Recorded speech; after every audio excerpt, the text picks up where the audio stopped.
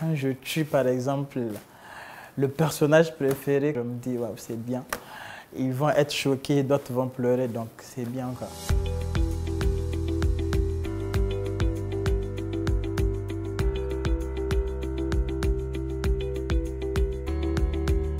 Le livre Pourquoi moi est un livre écrit sur la femme en général et celle nigérienne en particulier.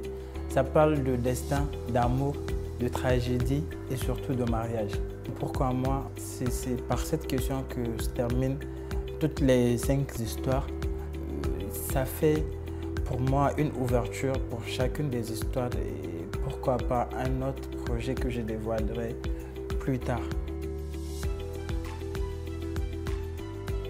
Je voulais vraiment parler de la tolérance. 2020 a été une année qui a vraiment secoué le monde. Être enfermé dans des maisons, seul, sans voir beaucoup de personnes, le même quotidien à chaque fois. S'il n'y avait pas la tolérance les uns avec les autres, ça allait être super compliqué. L'inspiration autour de ce nouveau livre est venue juste après le confinement. C'était un moment de solitude, un moment où presque tout le monde avait perdu l'espoir de vie et j'ai commencé à écrire, je me suis tout simplement lâché.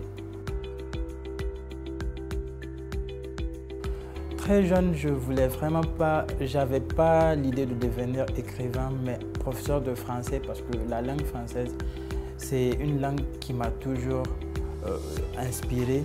J'ai toujours aimé lire et je n'ai jamais pensé être écrivain surtout. Je ne sais pas trop parce que moi-même, je n'ai pas fini de me découvrir. Je me découvre chaque matin, je me surprends chaque matin.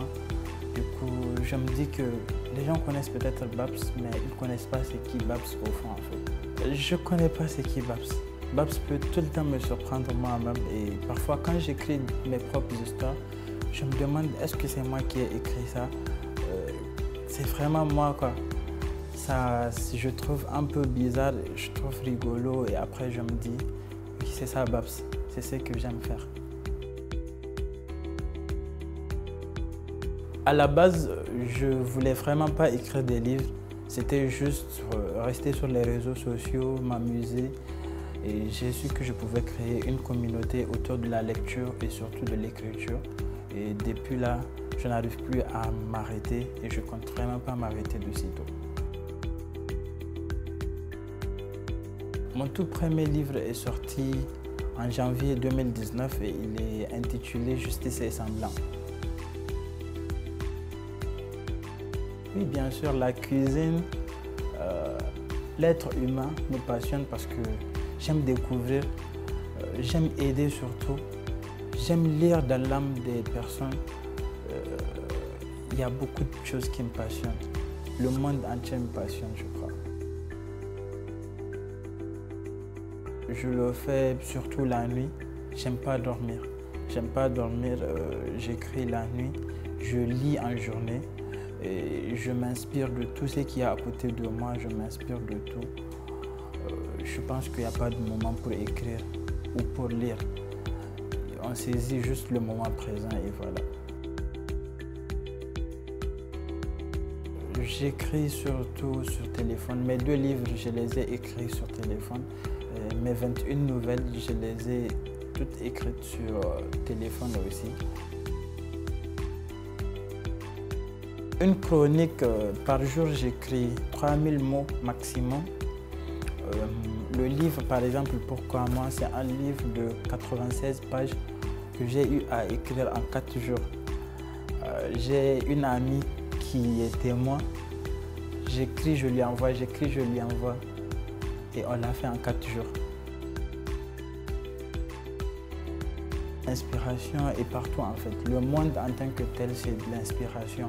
La lumière, à partir de la lumière déjà, cette lumière qui est devant moi, elle m'inspire. Je me dis que dans mon prochain chapitre que je vais partager sur les réseaux sociaux, je dois parler de la lumière dans la vie surtout de mes personnages parce qu'à l'heure actuelle, c'est un peu... beaucoup de choses, beaucoup d'émotions dans l'histoire. Du coup, je vais essayer de mettre la lumière pour éclairer les lecteurs. Anecdotes personnelles, non. Non. Elles sont tirées surtout de mon imagination. Après, c'est pourquoi moi-même, quand je relis un chapitre avant de partager, je me dis, waouh, il y a trop de drame. Est-ce qu'on n'a pas trop exagéré? Après, je me dis, c'est ce que le lecteur aime, donc on y va, ça va les épater. Un drame aussi peut être positif.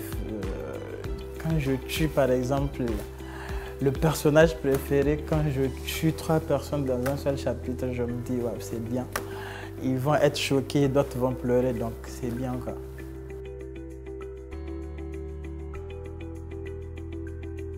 J'improvise, sérieux. Je lis les commentaires, je vois quand je me dis qu'ils vont être choqués par ça et qu'eux tous ils me disent ne tue pas celui-là, ne laisse pas celui-là mourir dans une voiture, n'écrase pas la vie d'un tel. Après je me dis ok, je vais faire ça. Je vais les étonner, mais malgré ça, demain, ils vont être sur la page à 18 h pour suivre la suite de l'histoire.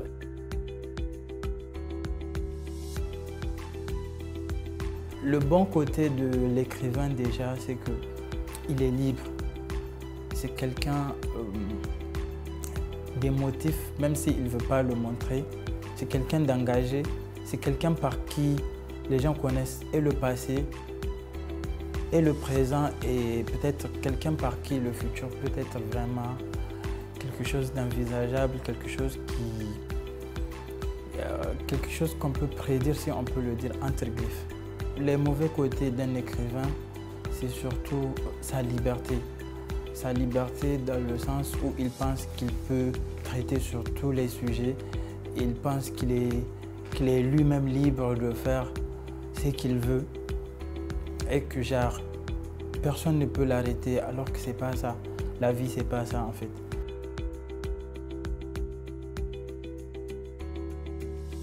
En sortant de toute vitesse de la maison, quand j'ai entendu le bruit d'une voiture qui venait droit sur moi, je ne savais vers quel côté elle arrivait. Elle m'avait heurté. Puis une deuxième juste derrière me passait sur le corps, devant une foule scandalisée. Il n'y avait pas de douleur. C'était plus intense qu'un accouchement, plus aigu qu'une chute d'un immeuble. Ma sueur et mon sang se sont mélangés quand ce vieux est arrivé devant moi avec sa canne.